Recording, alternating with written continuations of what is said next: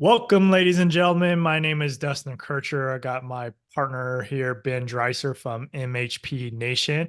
Today, we got an amazing guest, Robert Merchant. He brings over 30 years experience in mobile home parks, specializing in the turnaround mobile home parks. He has 25 years consulting in mobile home parks. He currently owns 20 plus parks with approximately 2,000 pads and operates a total of 80 parks currently. So he's got an extensive resume, and I'm excited to have Robert on the show. Thanks for coming on, Robert. Good, glad to be here. So tell us a little bit about yourself. I know I just gave you a little intro, but I mean, man, that's an amazing resume you got going on. You are just coming from work right now. That's why you're in your truck. So tell us a little bit about yourself that we just didn't mention. Well, actually, I was in a meeting on the phone in my truck. I do a lot of meetings in my truck, actually, Nice. because I can do it in my truck as easy as I can do it in the office. And in my truck, I can go down by the river and sit down by the park where the river is down there and enjoy Yeah. the scenery. And right now, I'm out here in front of my one of one of my homes over here that my daughter lives at, and going to do band practice here at 4 o'clock. So I kind of caught me in my truck, but No that's worries. okay. We're just going to talk about mobile home parks, I guess, what we're going to do. Yeah, we're gonna just have a fun time, have a good chat, and get some your experience and get some life lessons. So, Okay. first off, what kind of band are you in? What kind of music? We do blues, gospel, Nice. a little bit of country and rock, but not much. Mostly blues and gospel. Okay, very cool. So, tell us, 30 years in this business, 20 plus parks, 80 parks you're currently managing, and 2,000 pads. What got you started? What made you get into the space? Well, I'm a real estate broker in California. I've had an office for many, many years.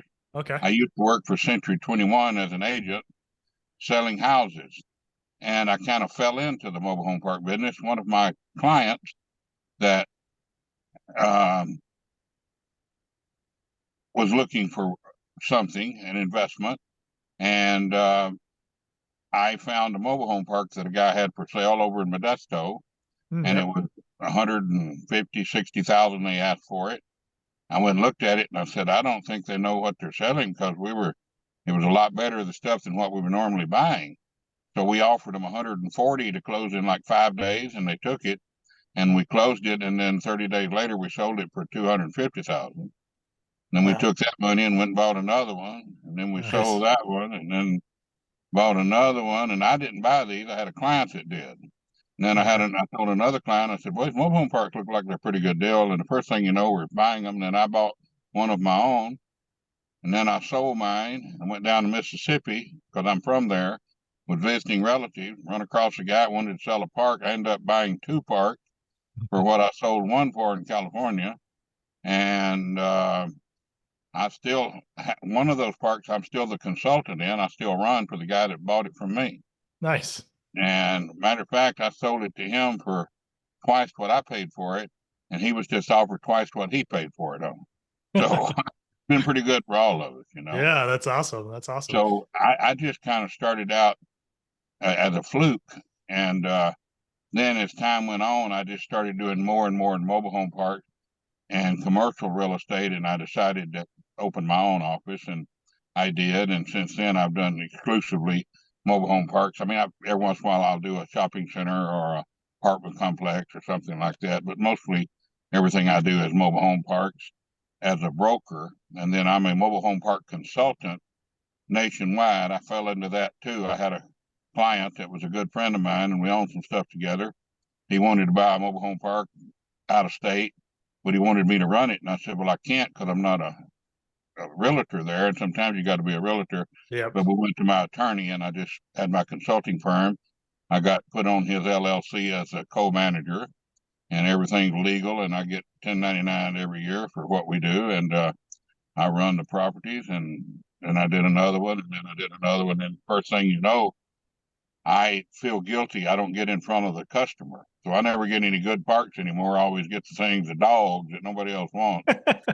I got a big sign behind my chair in my office that says, we never get in front of the customer. So any deal I find, I send it out to everybody. And of course, if it's any good, they snatch it up because they know they're not going to have to run it. I'm going to run it for us. Yeah. And, but I get a little piece of action sometimes, and sometimes I'll get one that I can buy myself. Usually it's one that nobody else wants because it's too ugly. And if I see one that's really ugly, but I know I can make it unugly pretty quick, I'll snatch it up, and flip it, or whatever I need to do. Nice. So that's interesting on the consulting side. I want to kind of dive a little bit more into that because you are doing that on 80 parks currently. Is that correct? I don't know exactly how many. I'll go sometimes I'll have 60, sometimes it'll be 85, sometimes it'll be Yeah. 70. But we're always buying and selling. Right now I'm putting together a 9-park portfolio for a gentleman that I run quite a few parks for. Hmm. And we're looking to buy a big park. So we're putting together a 9-park portfolio. We don't care if we sell the portfolio or if we only sell a portion of them. We're trying to raise a set amount of money to Yep. put down on a mobile home park that we're buying, a big park. And the people that own the park, of course, everything that the bank won't loan money on it because all the income coming in is being paid out for a whole bunch of expenses and stuff. And I don't know if it's all coming in, but anyway, we know the bank will only loan, say, 50%. Hmm. So we need to raise money to put 50% down. So what we're going to try to do is we've got some turnaround parks and we're putting out 20, 30 grand a month fixing these parks. Hmm. So if we take 4 of these parks and sell them, and we've spending 30,000 a month, that's 120 grand. We'll just take that 120 grand instead of putting it in those parks, we'll put it in the bank. And then in 10 months, we'll have 1.2 million. And we can put down on that park because the one in Memphis, we know the people that own it, they built it. They're not going anywhere. They don't want to list it. They don't want anything. They're just going to wait on us because they don't really Yep. care if we buy it or they don't care if it sells. And if it does sell, they want it to sell to somebody that's going to not jerk them around, which Yeah. is us because we don't play that game. We just Nice. right now we told them we'll buy it, but if you want to, if you don't want to carry the loan, then we have to do something to raise the money. So we're going to sell.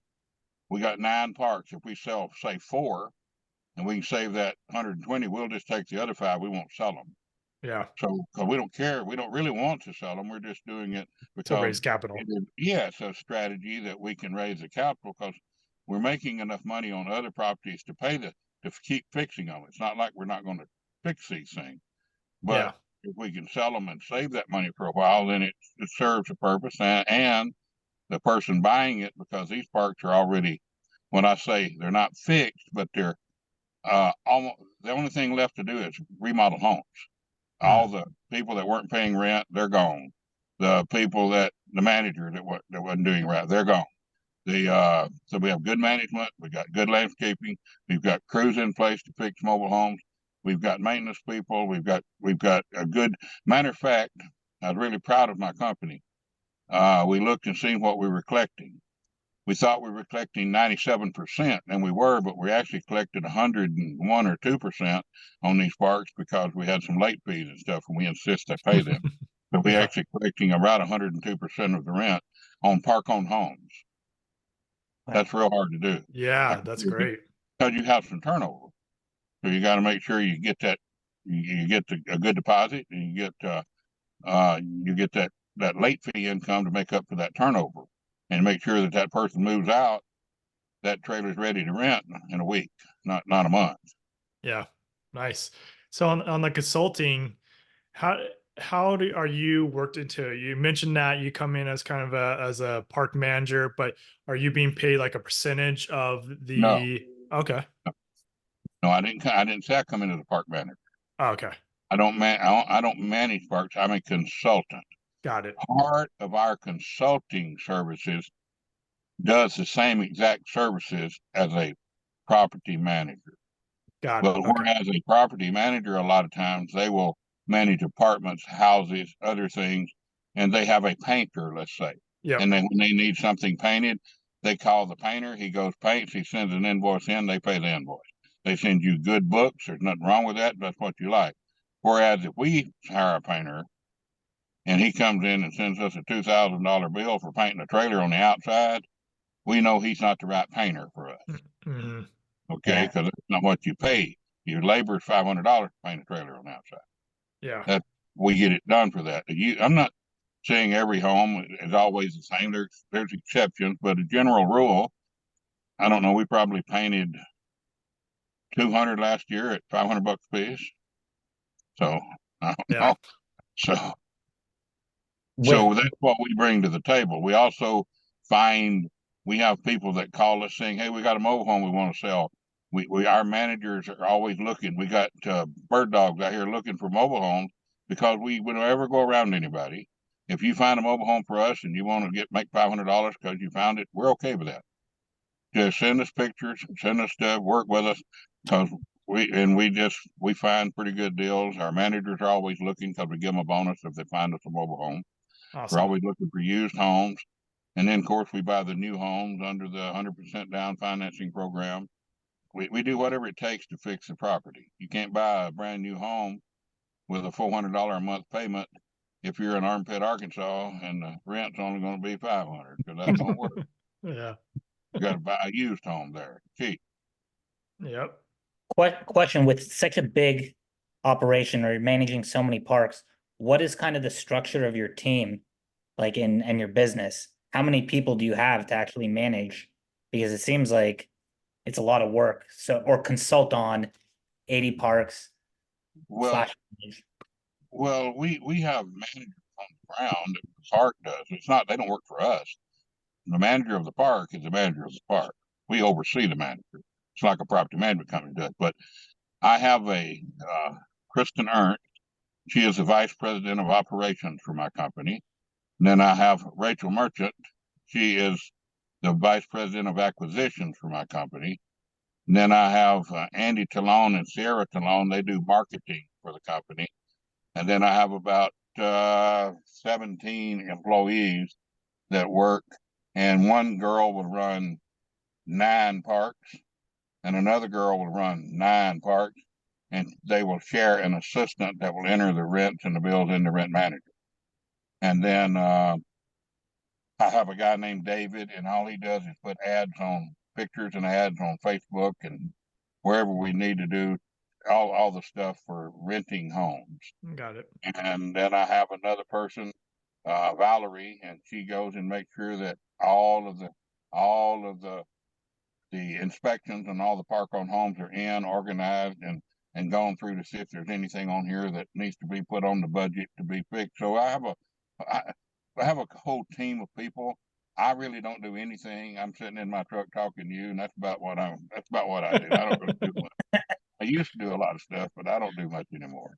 That's good. I can remember a time when I ran about 20 parks for me and other people, and I remembered everything about every one of them myself.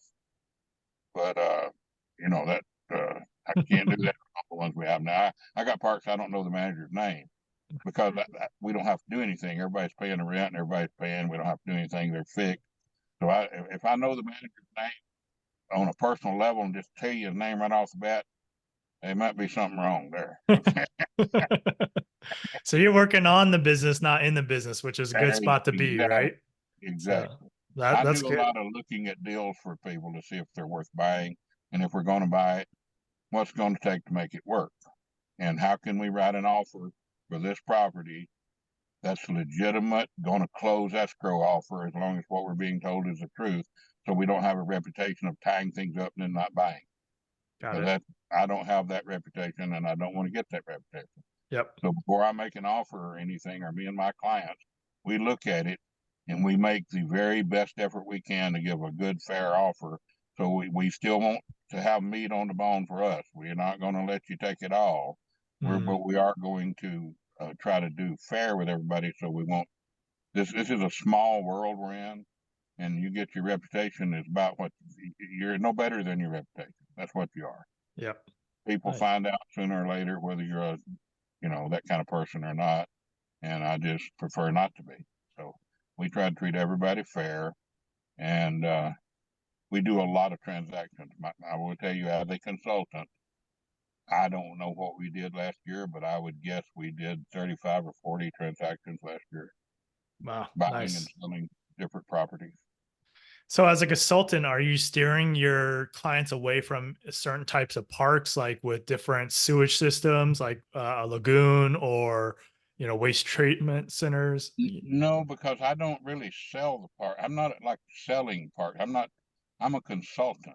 Hmm. I tell you what I think about the park. In other words, me personally, I like park on home. I have clients that would prefer to not own the home and carry the loan, sell them to the tenants, rent to own. I'm okay with either way. I can do either. It's much easier for me if you don't own the home. It's Yeah. much easier if we have city water and sewer and we just pay the bill.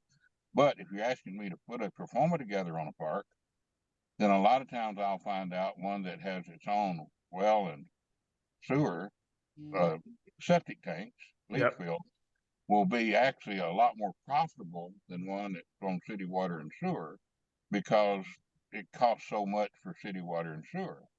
So I look at every deal. I don't really turn down anything regardless of the reason. I look at the deal and say, because see, I have clients that will not buy anything that has park on home. All they want is tenant on home. Hmm. Okay.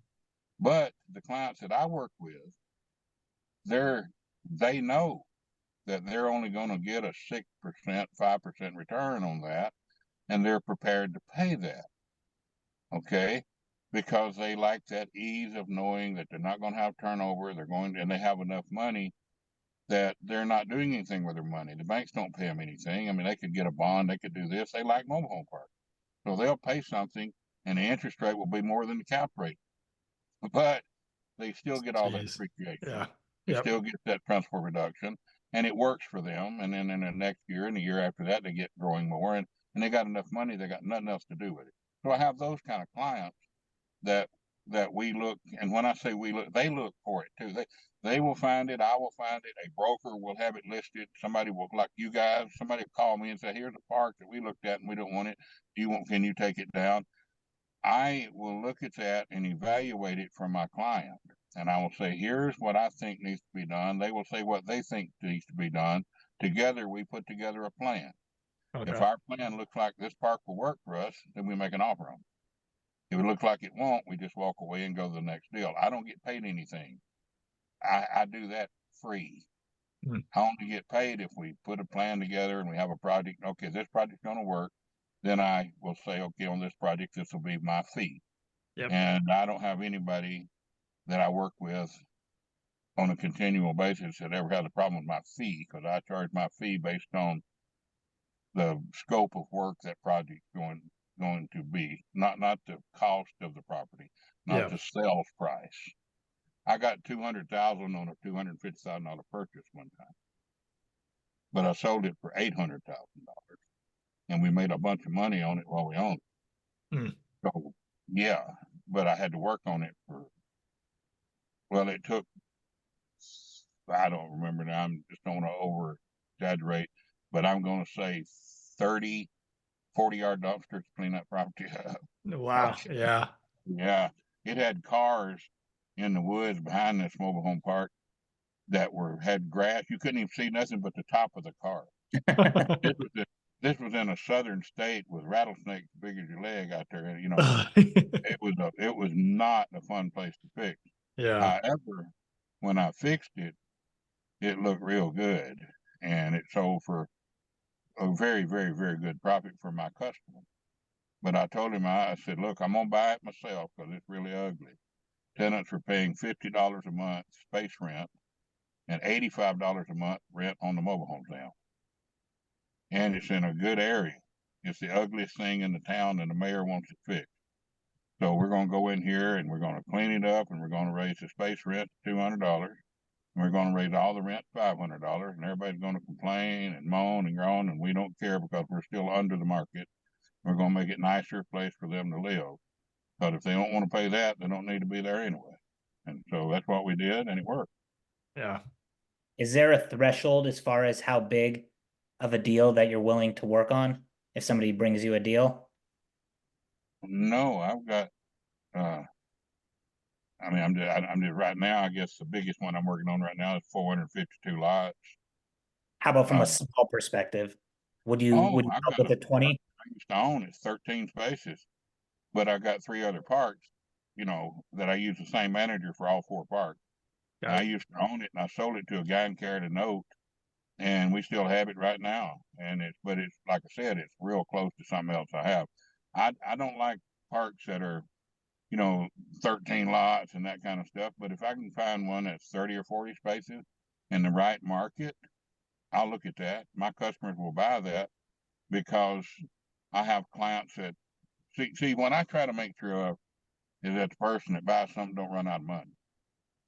We have enough to finish the project. So if a guy's only got $300,000, he's got to buy something that he can put 100 down, 100 to fix it, and have 100 in his pocket in case something happens that we don't know is going to happen, so he don't end up giving the park back to somebody else. So that's not going to be a big park. That's going to be a small park.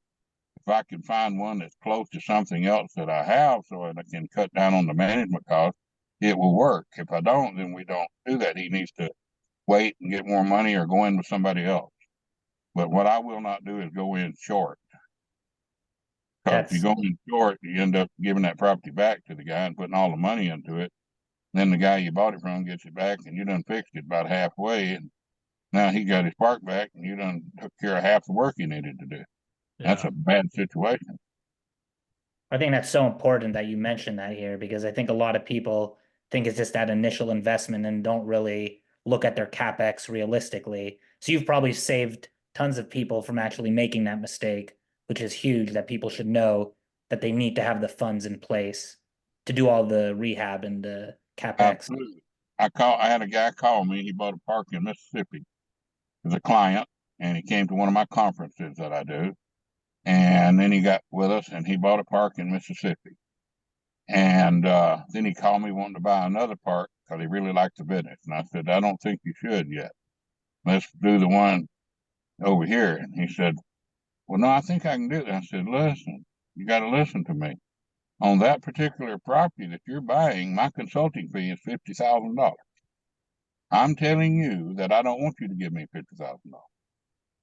Do not give anybody nothing right now. Keep that $50,000 you're gonna give me, the money you're gonna put down, and the money you're gonna fix that stuff with in your pocket in case something happens in the park you have right now.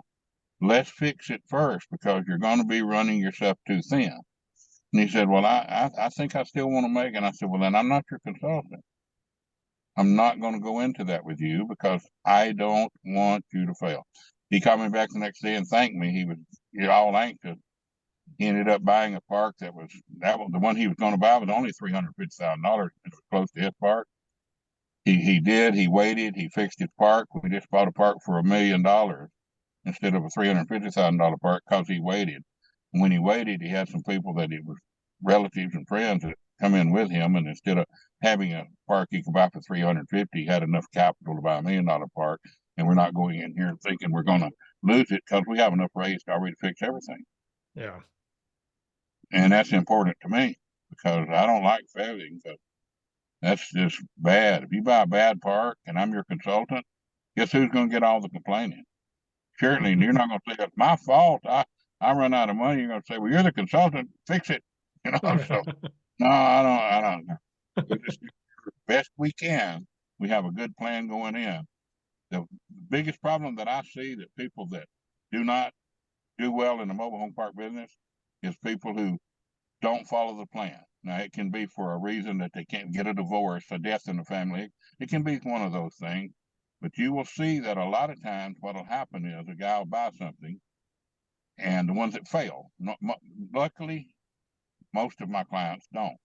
But the ones that do, it will be they'll buy a park and the plan is to fix 40 homes.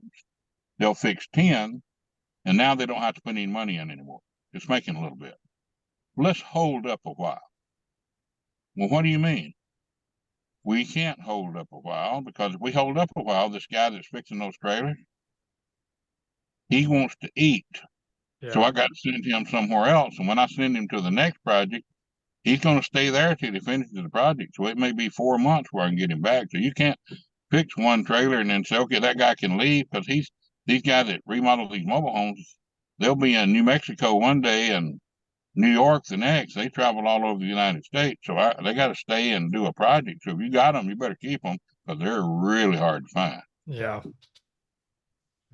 Yeah, Nice. that's, is there any particular territories that you like better or states that you prefer, or you have a bigger footprint that makes it easier for you? I like Georgia. I like Tennessee, Mississippi, Alabama, all those states. I actually like Ohio. We have really good luck in Iowa. We just bought a park in Maine. It's doing really well. So it really doesn't. I guess what I'm saying is no, I don't really have a place. There are some states very hard to California. I live in California, and it's very hard to find a good deal in California.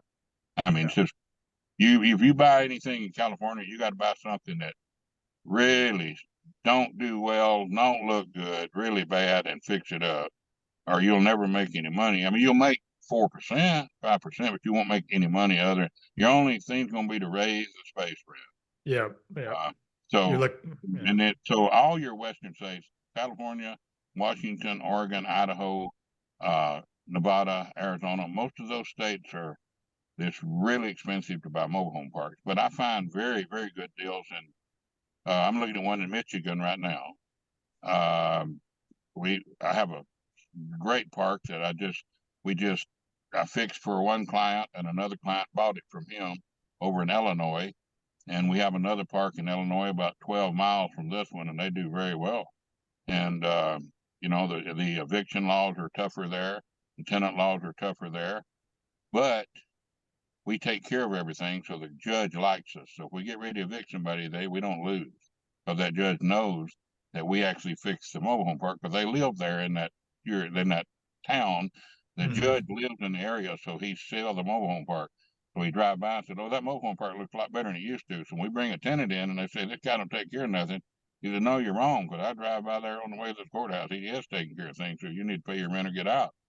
That's you got to get that happening in a town, and when you get that there, you'll find that the blue state, red state, all that kind of stuff. It just really depends on the operator of the mobile home park. I can Yeah. tell you, if you operate the park well, you'll get along good with the authorities. If you don't, you've got problems. Yep. Nice. What part of California do you live in? Oakdale, by Oakdale. Modesto. Yep. I'm in the Bay Area, so we're somewhat Oh, close. you're here now? Yeah, yeah, Oh, you should come over to my office. yeah. I Check will. I'll out what come. we do and just kind of get to know the girls. That's yeah, I have I would love quite that. a few Yeah, people that come over from the Bay Area. Like we have a lot of customers in the Bay Area, by the way. yeah. A lot of clients that live in the Bay Area and own property. As a matter of fact, uh, I have a guy right now in the Bay Area. We just bought a park in Maine, Okay. uh, and I got another one that we just sold one in Alabama, Oh and yeah, nice.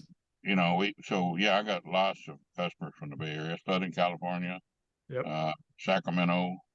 Uh, yeah, uh, they'll find out that a lot of these people they'd rather make 15% on their money than 5% on their money.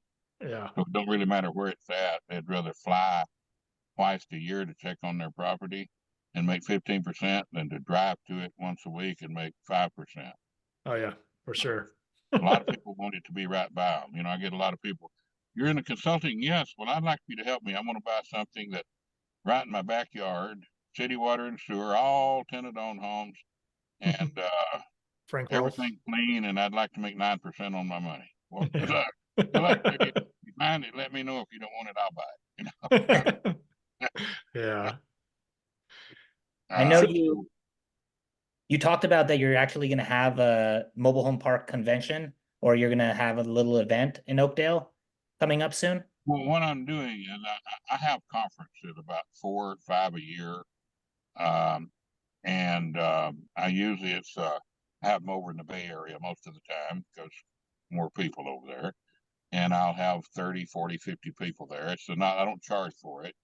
I just have people that I invite that I know are interested in getting into the mobile home park business, and they come over and we give different subjects. We'll have this subject will be about park-owned homes and the difference between park-owned homes and tenant-owned homes, and difference between public utilities and private utilities. And so I have a conference from like 7 to 9 o'clock. Well, this one here, I'm going to have it in Oakdale at the visitor center here. Lady over there is going to let me use the visitor center. And I'm going to have it on the 31st from 7 to 9. And I'll have about 20, 30 people there live. And then we're going to have it on, for the first time, I'm going to have it on kind of like what we're doing right now, where people can see it online. Nice. And I've got somebody that does it, because I'm not really, I don't really know how to do that. But I've got my staff, my head of my staff will be up front with me at a table. We're going to talk about the ins and outs of the mobile home park business. We're going to give about a 10-minute section on this little segment on different stuff. And then I'm going to present. It's not a sales meeting now. We're not going to do selling mobile home parks. We don't sell things. We're going to tell people, here's a portfolio that our client is selling, and here's what we'll do with it, and here's all the information on it. And then I've got a park that I'm going to be set in the Midwest. I want to talk about a package deal. And then I got one in Alabama, and I'm going to tell these deals. And then if people are interested, we'll just send them a package on it. But I'm not Nice. going to try to sell them on here. I'm just going to tell people about it, because I don't like salesmen, honestly. Try to sell me stuff. Just tell me about it, and I'll let you know if I want to buy it. I don't need to be sold on nothing. Yeah, nice. So I'm curious, you know, doing it this long, what's some of the like horror stories that you've come across? I mean, I'm pretty sure you got a few of those with that many parks that you've been consulting for and that you actually own. Well, I've I haven't had a whole bunch. I know when Katrina hit, I had a park and my client had a park, and they both flooded. They were down on the Mississippi Gulf Coast, Hmm. and they all got water up in them about 4 foot deep. And then the park that I had was an older park with older homes. Most of the tenants owned them, and the federal government came in and put them in a little FEMA trailer right by their trailer, and they went ahead and remodeled their homes. I gave them free rent from September. I think it was in September. I'm pretty sure it was. And I gave them free rent until January. So those folks in my park, they fixed their homes themselves and just stayed in here and kept paying the rent. And I ended up selling it for about twice what I paid for it. Now, Wow. my client in his park, those tenants were more upscale. Their homes got flooded out. They got an insurance check and just walked away. Hmm. So he got stuck with about 70 trailers that he didn't own, and they were all condemned. And I went in and called FEMA, because FEMA was putting up, FEMA was going in, buying up land and putting FEMA homes and stuff. Hmm. So I called them up and said, hey, we got a park over here. If you guys will come in here and help tear down these trailers and stuff, we'll let you have free rent for a year. Well, we don't do private deals like that. So then about a month later, I got a call from FEMA. Now, I just called them, and they said, hey, you got a park over here. Because I was the manager on the LLC, so they thought I owned it. So they called me, and I said, well, yeah. And he said, how much would you take to rent this? We'd come in and clean it up. We already looked at it. That's what I called y'all, and you said you didn't do it. And he said, well, we're thinking about how much would you take? I said, well, we'll take $400. I was going to give it to him free. So this horror story turned out to where they put 2 trailers in each spot, 2 little RV thing. Hmm. And they paid us $400 a home, so $800 a spot for about 2 years, and then they pulled them out. We made a fortune. So that horror story turned into not be a horror, but it could have been a horror story. Yeah. It's I amazing. haven't had a lot of horror stories, because most of the time, luckily, whatever we bought, if it didn't turn out well for the person, if he got a divorce, he ran out of money, we're able to get out of it without him having to go sleep on the bridge and get somebody else to come in and save him. He might have had to carry a loan for a little while to get the money back. Yeah.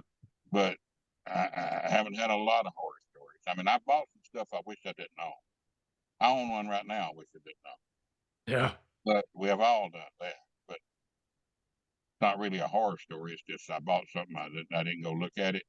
I believed the guy, and I didn't go look at it with my own eyes. Hmm. And when I did go look at it, my wife said, if you keep buying stuff like this, we'll be sleeping under the bridge. Here's what I do. Every time I get mad at one of my kids, I give it to them. That's funny. Let them deal with it. Yeah. You deal with this one. It's yours.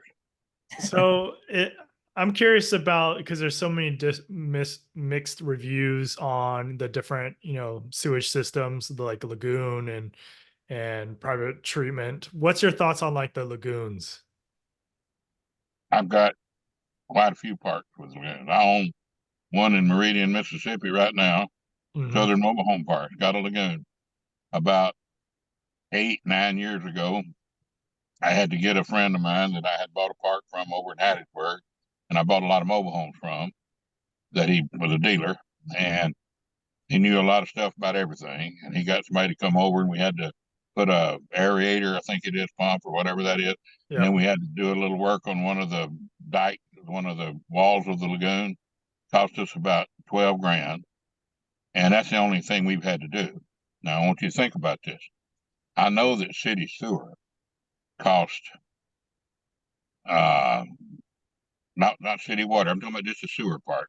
Yep. 20, even if it's $20, I know that's low. What is it? $30? I don't know. I'd have to ask my girlfriend. Well, let's say it's $20. I got 70 tenants there. So the 2 times 7 is 1,400 a month, right? Hmm. So I would be paying $1,400 a month for 10 years. That's 14,000, 16,000 a year. That's okay. 160,000. I spent 12 on it years ago. Even if I spend 12 next year, I'm still way ahead on the money. Okay. And we don't have any problems. I got a guy checks it. I mean, I've spent so much a month on the lagoon guy, but it ain't that much. And Yeah. we don't have any problem. And then, that sewer treatment plant. We bought one in Ohio one time. We knew it wasn't right, and we ended up spending $200,000 on it. But we paid $700,000 for the property. Spent 200 on the lagoon. Spent another 300 on fixing things up. So we had 1.2 into it. And I forgot what we sold it for, but I know it was over 2.5 million. So there you go, and it's a lagoon. I mean, a sewer treatment plant. Yeah. So you just got to check them out, and if you're gonna have to fix it, fix it. Just do it. Yeah. Just have enough capex going into it, Lift knowing that you're station going to. cost. I got a park with city water and sewer in Tennessee. We bought it, and week later we spent $28,000 putting in 2 pumps for the lift station. So it happens, city water and sewer. You still sometimes have a lift station.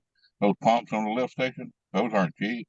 Hmm. Uh, I personally, preferably, I like wells and septic tanks with leach fields, because I I know the well can go this and you can have that, but if you look at it, you're going to spend 40, $50 a month. Even if the tenants pay it directly to the utility company instead of you, if it's in their name and they pay it directly, that's less of a headache. Yes, it is easier. However, if I got a 100 space park and the water and sewer bill that they're paying to the city is $50 a month, that's what, 5 grand a month, 60,000 a year. Is that what it is Hmm. for 100 people? Well, I tell you right now, if they can pay $50 to the city, they can pay $50 a month more for rent, right? Yeah. And if I got a well and a septic, I'm gonna make that that uh $50 times 100. What's that? 5,000, 60,000. That's $60,000 a year is going in my pocket. 10 years, that's $600,000. If I had to put a new well in at $200,000, I'm still 400,000 ahead. So money wise, I think the well and septic is the most economical. Stress level wise, where you're not worried about it, city water and sewer is better. And the Yeah. tenants paying you directly is always better. But I don't stress out so easy.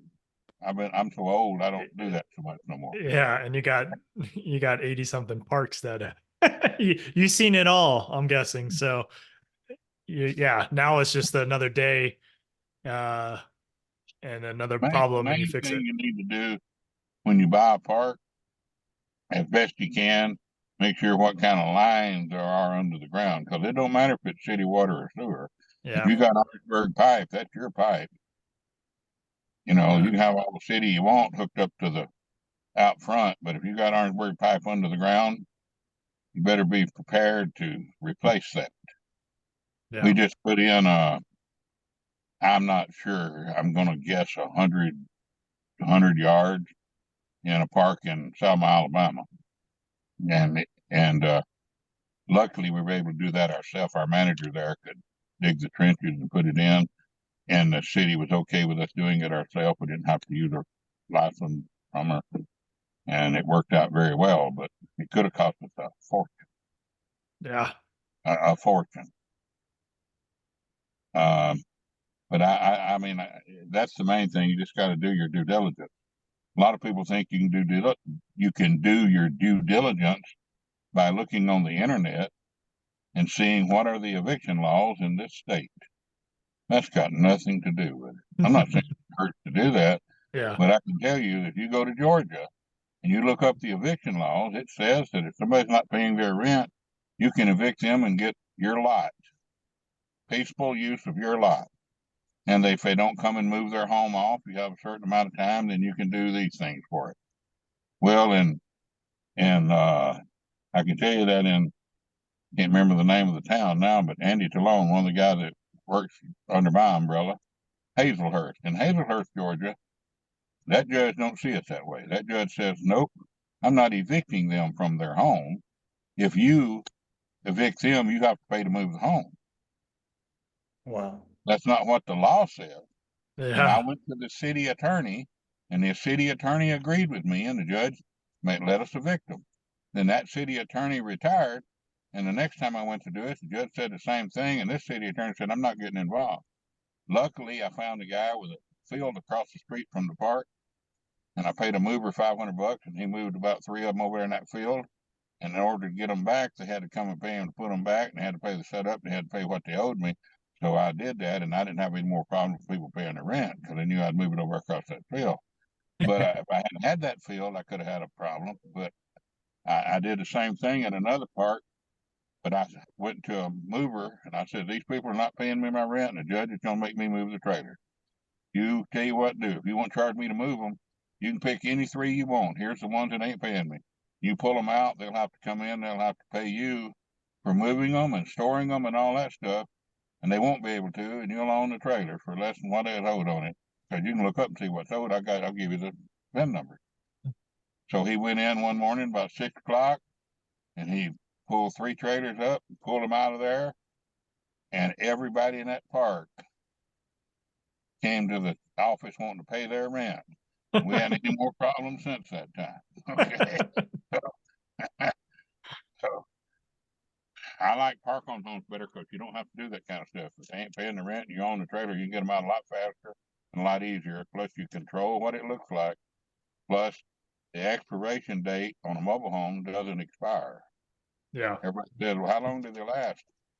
I don't know. I probably got 40 of them rented in a park, and I was thinking about that today. I think there's probably about 40 trailers in this park in Iowa that are older than 1978. And we've got every one of them rented to HUD tenants with HUD doing HUD inspections. And we're renting them for $650, $700, $750 a month. And they're Nice. older than 1978. So I really don't know what the expiration date is on them. Yeah. Wow. Nice. I know they're older than 1978. So if we're looking at a park or someone's looking at a park, when's the best time to get in contact with you during the due diligence? If they're newer to the industry, if they want to work with you? Yeah, I'm not going to run it for them, be their consultant running it on a day-to-day basis, unless I'm part of the due diligence and see what we have there, because I'm not going to come in after you. You come in and say, hey, I'm buying a park and I've already done my due diligence and this has got my plan and here, I want you to run it for me. No, that's okay. I'll pass. Because I don't know what your plan is and I don't want to be part of it unless I'm part of I want to make sure if I'm going to be in charge of running your park, that to the best of my ability, that we have a plan that will work.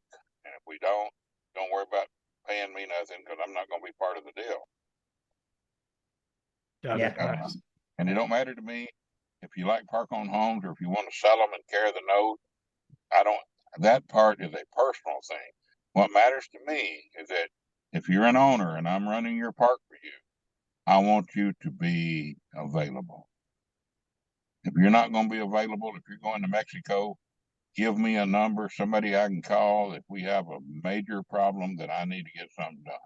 Yeah. Because look at your reports that we send you. We send them to you every week, send them to you every month. Read those reports and know what's going on, because you got to know what's going on. I mean, and I like the owner. I don't want him calling the manager and telling him what to do, but I do want him being in touch with my office and knowing what's going on and having his weekly meetings and staying involved. It just works better that way. Owners need to be involved in what they own, their money. So, Nice. And a lot of these issues probably could be avoided as long as they have enough money and capital reserves. So you're able to make those improvements or those emergency fixes at the time that they exactly. Yeah, if you have a water, we bought a park in Kentucky, and actually I didn't buy the park. I got a call from a guy that owned 2 parks in Kentucky. He had just bought them, and I was running some other property for him. And then he said, "Well, I bought these other 2 parks in Kentucky before I knew you, and I'd like to see what you'd charge me to help me fix them." So I went over, had somebody look at them, and I made a deal with him what I'd fix them for. And then shortly after I took them over, I had a call that we had a sewer problem. They had sewer backing up, and I got a plumber out there. Well, I didn't do the due diligence on the park. And this sewer line, these mobile homes, the sewer line was sitting right down the middle. The homes were sitting sideways like this, and the sewer line was right in the middle, running that way all the way down the whole Yeah. park. You couldn't, and there was no extra spaces, no extra lots. You couldn't move a home to another lot and fix that. You had to move it out in the road, fix that thing, and then it was all clay pipe, so we couldn't run anything hooked to you. So you know what we did? $138,000 later, we had a whole new sewer line running down the back of those homes where it should have been. If I'd have been part of the due diligence, I'm not saying that we would have known that, but we'd have known. I would have said, "Hey, let's look at what kind of sewer lines we got here and where they at." So I know we Yeah. would have known about it, and we might could have adjusted the price for that. Interesting. We fixed it. But luckily, the man that owns it had enough money to fix that, and that park is doing tremendously well. As a matter of fact, I think we've got one more home to fix there, and we'll have everything there rented. Nice. Very cool. So I know we're coming up on time, Robert. I know you got to get to your jam session here. So I want to film the jam session, okay, and then see if you don't get me famous. I've been trying to be famous in music for a long time. Yeah. This is what I need, this platform. So before we head out, I want to, how should viewers get in touch with you if they want to take advantage of your service and work with you? And well, they can check out my company under mobilehomeparkconsultants.com. perfect. That's how they can look me up and who I am, and that's got my phone number, my website, my email address, and all that. mobilehomeparkconsultants.com. But I prefer a phone call. I don't work with anybody that I can't talk to, because I can message and we can email, but unless I can talk to you and find out if you're a good person or a screwball, I am not going to do business with you. My phone number is 209-996-4075. Call me anytime you want to talk about mobile home parks. But I will tell you that I don't mean to be rude. I'm not saying that I don't need the business, but I pick my clients. I know they're going to vet me. I'm also going to vet the client. And if they're not a client that I think is going to follow the plan and that am not going to get along with, then I'm just don't want it. It's not worth it. It's not worth the headache and the stress in the life for 2 people that don't agree on a plan to work together. Maybe I'm wrong. Maybe his plan is better than. Maybe he has a plan and it'll work for him, but it won't work for me. Maybe I'm not the right person to operate that plan. I just want to talk to the person. If somebody wants to buy one of our portfolio properties, all my guys that work for me, the owners, they know that I'm going to talk to that guy and vet him, so that if he makes an offer on your property and I'm your consultant, that to the best of our ability, that guy's actually for real And he's not one of these guys just trying to tie it up, throw it out on the internet. Those guys mess up. Those guys are the worst thing for our business. Those guys that come in here, tie up those properties and try to sell them on the internet. I see it all the time. They don't have any money. They don't know what they're doing. They're paying $300,000 for something, trying to sell it for $600,000, and they're going to assign the escrow. Oh, you muted yourself, Robert. They're going to see that you only paid 300, and you're going to want me to give you 300 grand. No, you get a finder's fee. You get 50 grand, 25 grand. You don't get 300, because you're not worth 300. You're not going to run it for me. You're not worth it. Those guys are messed up. I don't know if you guys are noticing that in your end, that people guys are messing up a lot of deals. Yeah. Yep. We see it. Okay.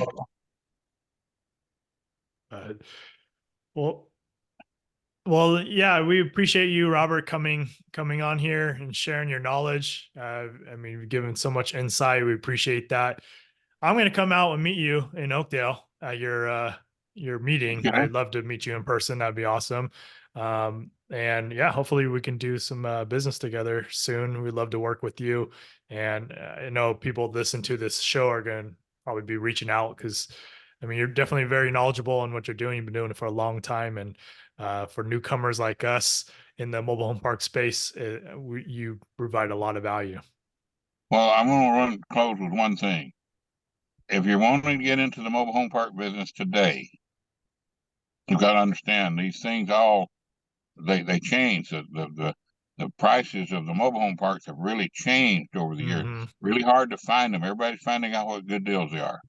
The very best mobile home park you can buy today is buy one that's got a bunch of vacant mobile homes in it and remodel those homes and I have a whole bunch of experts going to disagree with me on this, but I can tell you that the number one investment in mobile home park business is the mobile home.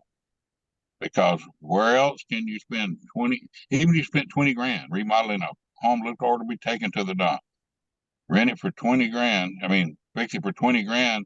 If you rent it out for 600 a month, you're going to net 500 of that six. It's going to take about 100 to take care of it if you do your inspections. And what I mean by that is, if it's already sitting in your park, you're already paying for a manager and a grass mowing and a unstopping water and sewer line, tree trimming. All those things are already being paid for.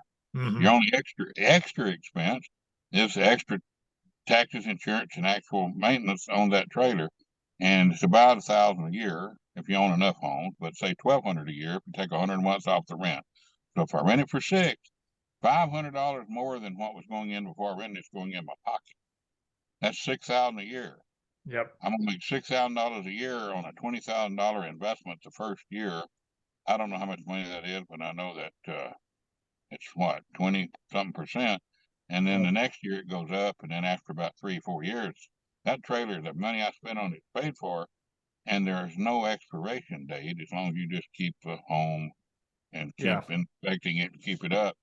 So whether you sell them and carry the note, or whether you rent to own it or whatever, the only way you're going to make any money in today's market is to buy something that somebody's let go, fix it up, and rent them out. I'm fixing a park right now in Missouri that I've got 2 men out here, and what they're doing is they're pulling vines and weeds and bushes off of mobile homes that has been growed over for 10 years. Wow. Yeah. They look better with the bushes on them and the vines than they did when we pull them off. Those homes, we're remodeling those homes and renting them for $750 a month. Wow. When we get done here, we'll have a mobile home park, and that'll be worth $1 million more than what we have into it. Yeah. So we can't find that value. We can't. We probably won't sell it because we won't be able to find something we can buy for the same thing we can sell it for. I mean, so. Anyways, thank you guys for calling. Yeah. Well, I appreciate your time, Robert, and look forward to meeting you in person here. All right, buddy. Give me All a right. call. You have a good one. Get together and have lunch. Sounds good, man. Goodbye. Have a good one. Bye.